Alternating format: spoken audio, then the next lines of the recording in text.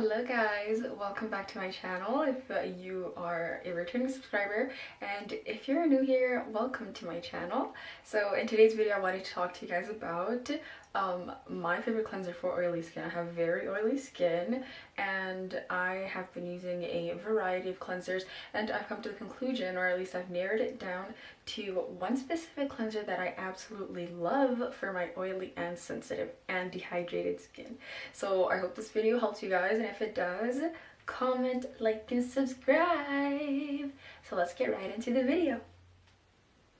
Okay, so if you've been following me for a while, you know that I have tried so many cleansers, and first, or at least for some time, I had been using the cetaphil cleanser for oily skin, but I felt like it stripped my face and it made my face feel very dry and very irritated. So I went to Walmart and I picked up this little bad boy called Physoderm. And funny story behind this is I actually used to use a derivative of this. So like I think it was like 6 years ago, I had picked this up at my local drugstore, but I found the one that had salicylic acid, and so because I wasn't on any acne medication, I was using that one, but then I couldn't find it anymore. But then by some stroke of luck I found it again, but this time it's without salicylic acid, and I chose the one without salicylic acid because I'm also using tretinoin at night and I don't want to mix those two. It's going to make my skin too acidic, which brings me to my next point, the reason why I absolutely love this cleanser. Okay, so the first point is that this cleanser is so gentle on sensitive skin. I have sensitive skin.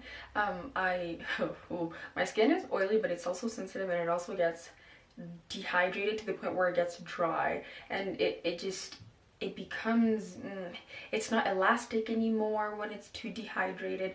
And when I was using the Cetaphil cleanser, I found that a lot of the times my face would literally feel like it was just one pull away from cracking. But with this gets rid of my oils, okay, and it also it gets rid of the sebum.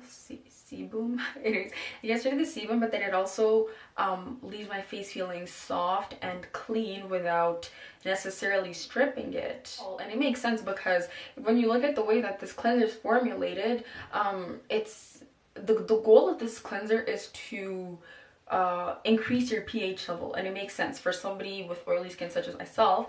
My pH level is very low, it's very acidic. If you have oily skin, you probably have very acidic skin too. Your pH level is probably very low, and then on top of that, since I'm using retin-A, it further decreases my pH level. So this is great for oily skin because it increases our pH level. It also has super safe ingredients, so it is soap free, and it is also fragrance free, and it's dermatologist tested. Hooray! So because of this, I'm able to use the cleanser in the morning and at night without feeling like it's overly stripping. Lastly, but definitely not the most important, actually I would argue it is, it's very affordable. People kind of have this misconception that expensive skincare tends to work better than non-expensive skincare, but that's not true. I've never bought a cleanser over $50. I've never even bought a cleanser over $40. This is $8 Canadian. This is probably the most expensive cleanser I own. It's like $15, and don't get me wrong, this does work well because it's good for oily skin and it gets rid of the oily skin. But you don't have to break your bank, you don't have to break your piggy bank to afford good products. So, okay, next I'm going to just kind of give you guys a demo of how I use the cleanser. So, with this cleanser, and it's kind of the same way that I was using the Cetaphil cleanser, I'm going to start by washing my hands, and then I'm going to just put the cleanser on my skin. I'm going to put just a little bit of water on my skin just to kind of wet my skin a little bit, and then I'm going to apply the cleanser. I'm not going to put too much water because I want the Physoderm to also remove some of the dead skin on my face. So let's do that. So since my face is wet now, I'm going to, like, it's just a little bit wet, like I think you can see this. I'm gonna put a pump, boop. Take my spin brush, dip it in here, and spin my problems away. And again, right, like because this is so sensitive skin friendly, it does not hurt and it doesn't irritate my skin. And mind you, I'm going to put my Retin-A on after this. I'm gonna put Retin-A on after this, and I've been doing this for several weeks now, and I've only seen good results, so I see no reason to stop.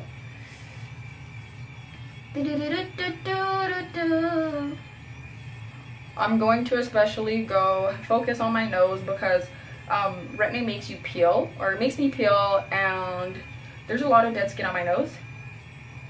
And I am not being aggressive at all. I know it looks like I'm being aggressive, but that is not the case. Okay, drag it to my neck. Maybe I should have done this before showering, but like, oh well. We take notes and we do better next time.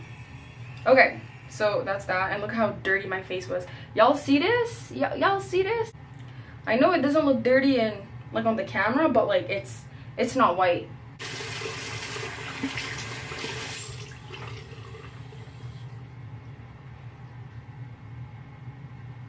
Sometimes, because of the Retin-A, after I finish cleansing my face, I have some dead skin, right? I used to bother myself by rubbing all the dead skin off, but I don't find that to be necessary anymore because eventually it's going to shed on its own because of the Retin-A. And if you don't understand the chemical process behind that, go and watch my other Retin-A video. And that is all for today's video. If you learned something, let me know. If you have any questions or if you have anything that you want me to try, leave it in the comment section down below. Don't forget to like, comment, and subscribe.